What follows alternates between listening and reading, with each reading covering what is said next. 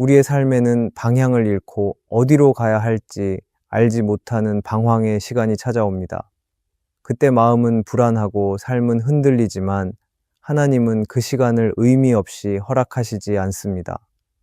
오히려 방황의 시간은 하나님께서 우리를 다듬고 새로운 길로 인도하시기 위한 과정이 될 때가 있습니다. 왜냐하면 하나님은 우리의 방황 속에서도 일하고 계시기 때문입니다. 우리는 방황을 단순한 실패나 낭비로 여길 때 절망에 빠집니다.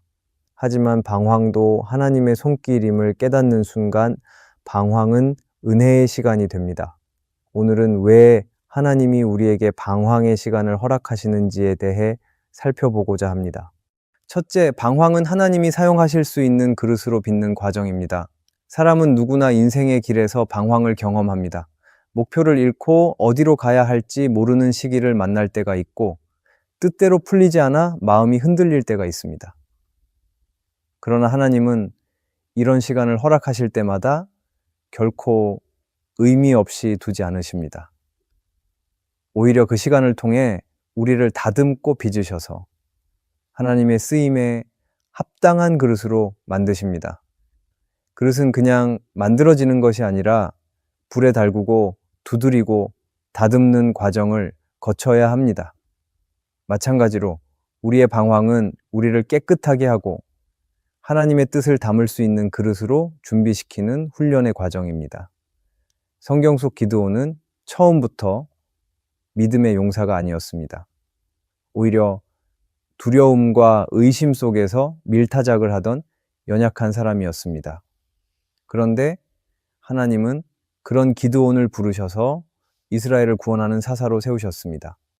그 과정에는 많은 방황이 있었습니다. 하나님이 정말 함께 하시는지 의심하며 징조를 구했고, 전쟁을 앞두고는 두려움에 휩싸이기도 했습니다.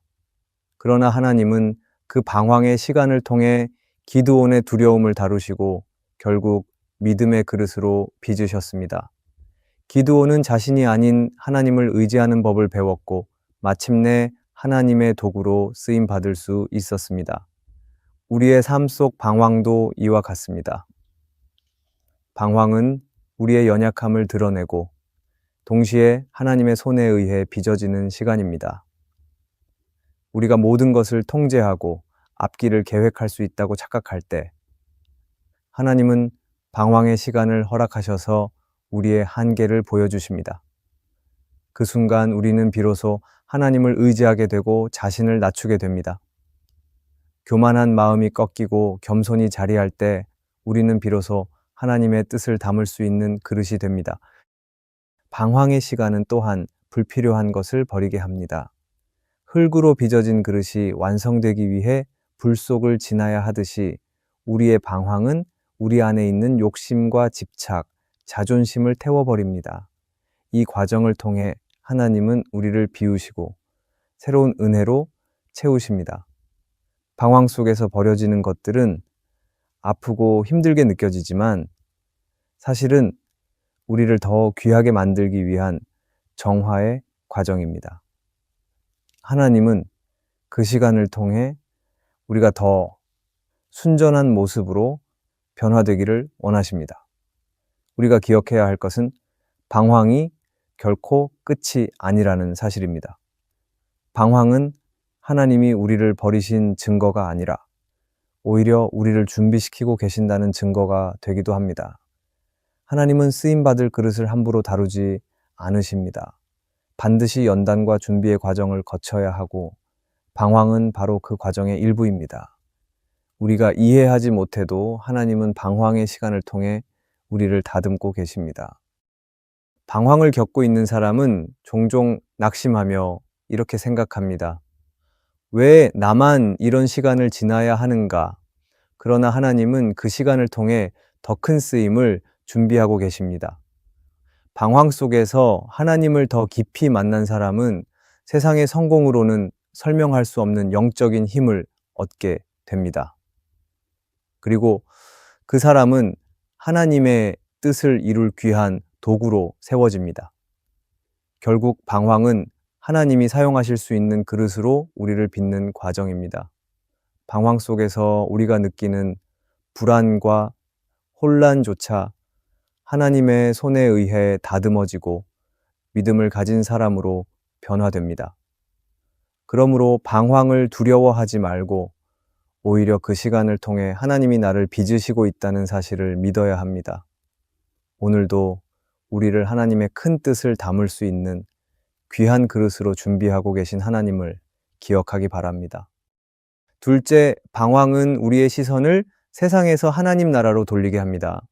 사람은 누구나 눈앞에 보이는 것을 쉽게 좇으며 살아갑니다. 세상의 가치와 기준은 눈에 보이는 성공과 성취에 맞춰져 있기 때문에 우리는 자연스럽게 그것을 목표로 삼게 됩니다. 그러나 하나님은 우리가 세상의 것만 바라보며 살아가도록 내버려 두지 않으십니다. 때로는 방황의 시간을 허락하셔서 우리의 시선을 바꾸고 보이지 않는 하나님 나라를 바라보도록 이끄십니다. 방황은 우리가 의지하던 세상적인 안정과 확신이 흔들리는 시간입니다. 이때 우리는 비로소 눈을 들어 하나님을 찾게 되고 영원한 나라에 시선을 두게 됩니다. 성경 속 아브라함은 하나님의 부르심을 따라 고향과 친척과 아버지의 집을 떠나 어디로 가야 할지 모르는 길에 섰습니다. 인간적인 눈으로 보면 그는 철저히 방황하는 자처럼 보였습니다.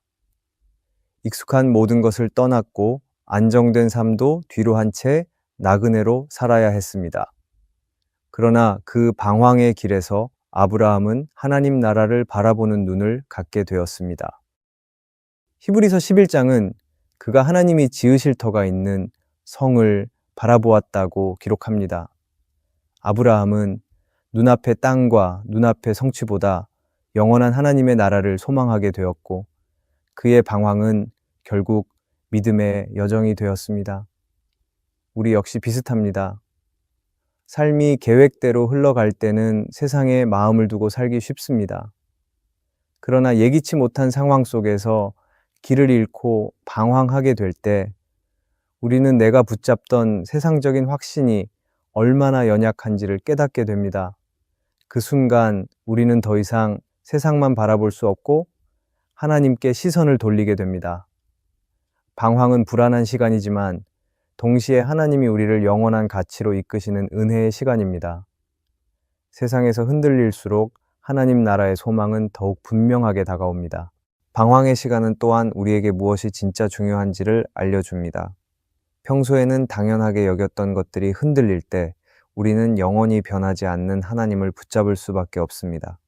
세상은 변하고 사람의 약속도 사라지지만 하나님 나라와 하나님의 약속은 결코 흔들리지 않습니다. 방황은 우리로 하여금 그것을 더욱 선명히 보게 하고 흔들리지 않는 영원한 나라에 소망을 두게 합니다. 또한 방황은 우리의 우선순위를 다시 세우게 합니다. 세상에서 성공과 안정을 줬던 발걸음이 멈추고 하나님께 나아가 하나님이 원하시는 삶을 다시 고민하게 됩니다. 방황은 때로 아프고 혼란스럽지만 그 시간을 통해 우리는 하나님 나라를 위해 살아가는 것이 인생의 가장 큰 목적임을 깨닫습니다. 그것은 단순히 종교적인 위로가 아니라 삶의 방향을 완전히 바꾸는 힘이 됩니다. 오늘을 살아가는 우리도 이런 경험을 합니다. 삶이 잘 풀릴 때는 영원한 것을 잊고 살아갑니다.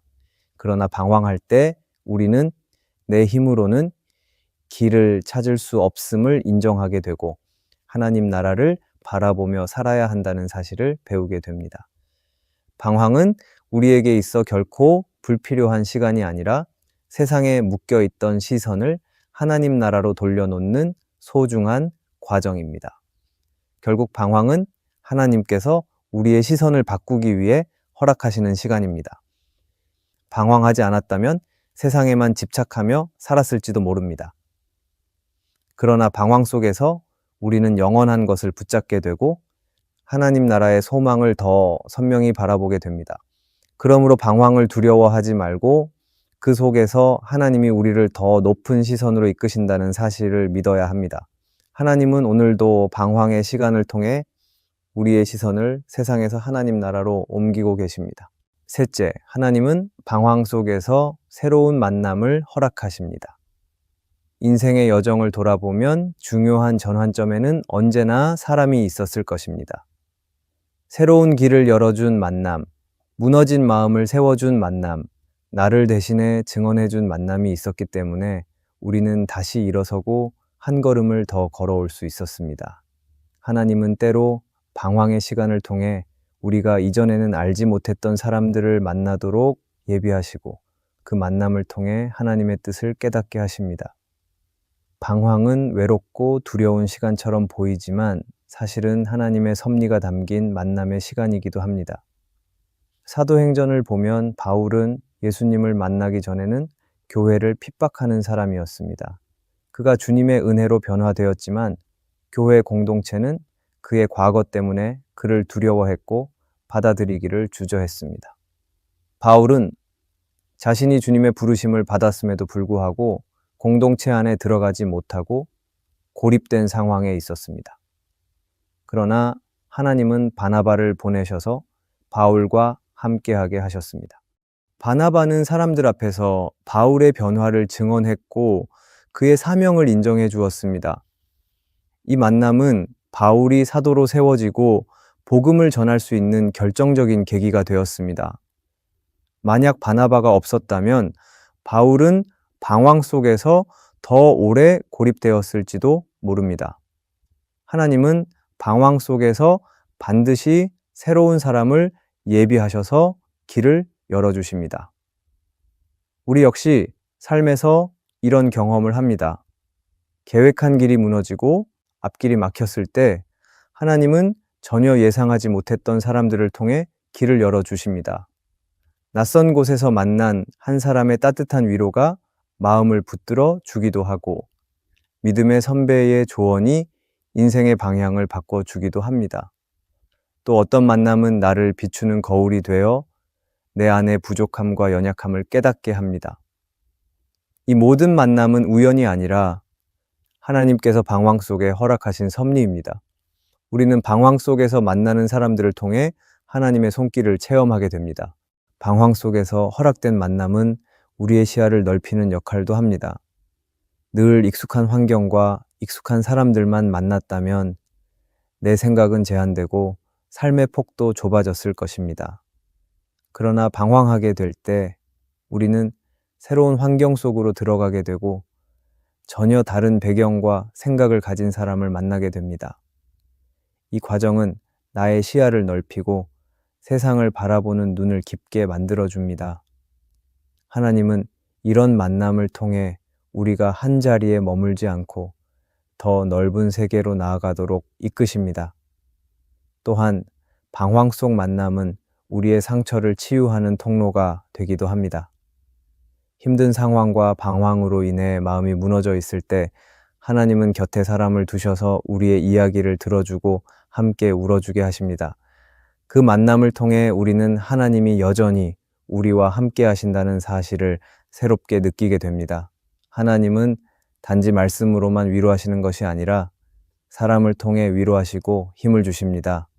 방황의 길은 결코 혼자가 아니라 하나님께서 예비하신 만남으로 가득한 길입니다. 팀 켈러는 그의 책 기도에서 이렇게 말했습니다. 하나님은 기도를 통해 직접 말씀하시기도 하지만 우리의 삶 속에서 만남과 관계를 사용해 하나님의 뜻을 보여주십니다. 이 말처럼 방황의 시간은 하나님이 준비하신 사람들을 통해 하나님의 뜻을 경험하는 시간입니다. 우리가 기도로 하나님을 찾을 때 하나님은 어떤 상황에서는 새로운 사람을 만나게 하시고 그 만남을 통해 우리의 길을 밝히십니다. 결국 방황은 단순한 혼란의 시간이 아닙니다. 하나님이 우리를 위해 예비한 만남을 경험하는 귀한 시간이 되기도 합니다. 바울에게 바나바를 보내셨던 것처럼 오늘도 하나님은 우리에게 필요한 만남을 준비해 두실 것입니다. 방황의 길에서 만나는 사람을 통해 우리는 하나님의 위로를 받고 인생의 새로운 방향을 발견하며 더 성숙한 사람으로 빚어집니다. 그러므로 하나님은 방황을 통해 새로운 사람들을 만나게 하시고 그 만남 속에서 우리의 삶을 새롭게 이끌어 가신다는 것을 기억하기 바랍니다. 넷째, 하나님은 방황을 통해 우리의 숨은 상처를 드러내고 치유하십니다. 사람은 누구나 마음속 깊은 곳에 말하지 못한 상처를 가지고 살아갑니다. 겉으로는 괜찮아 보이지만 그 상처는 때로 우리의 관계를 어렵게 만들고 하나님을 온전히 신뢰하지 못하게 하며 삶의 방향을 흔들리게 합니다. 그런데 평소에는 그 상처가 잘 드러나지 않습니다. 일상이 바쁘고 모든 것이 평안해 보일 때는 스스로 괜찮다고 생각하며 넘어가 버립니다. 그러나 하나님은 방황의 시간을 허락하시면서 우리가 애써 감추어 두었던 상처를 드러내십니다. 그것은 우리를 더 아프게 하려는 것이 아니라 온전히 치유하기 위함입니다.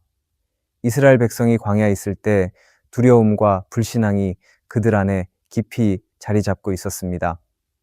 겉으로는 자유를 얻은 것 같았지만 마음은 여전히 애굽에 묶여 있었던 것입니다. 하나님은 그들을 곧바로 약속의 땅으로 이끌지 않으시고 광야라는 방황의 길을 지나게 하셨습니다. 그 과정에서 백성들은 끊임없이 원망하고 불평했고 그들의 내면에 있는 두려움과 불신이 드러났습니다. 그러나 그 과정을 통해 하나님은 그들의 믿음을 새롭게 하시고 결국 새로운 세대를 세워 약속의 땅으로 인도하셨습니다. 광야의 방황은 상처가 드러나는 시간이었지만 동시에 치유와 회복의 시간이기도 했습니다. 우리도 방황할 때 비슷한 경험을 합니다. 삶이 잘 풀릴 때는 묻혀있던 상처가 드러나지 않습니다.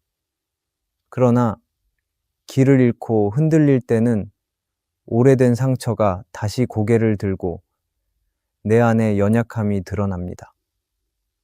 그때 우리는 왜 나만 이런 아픔을 겪는지 의문을 가질 수 있습니다.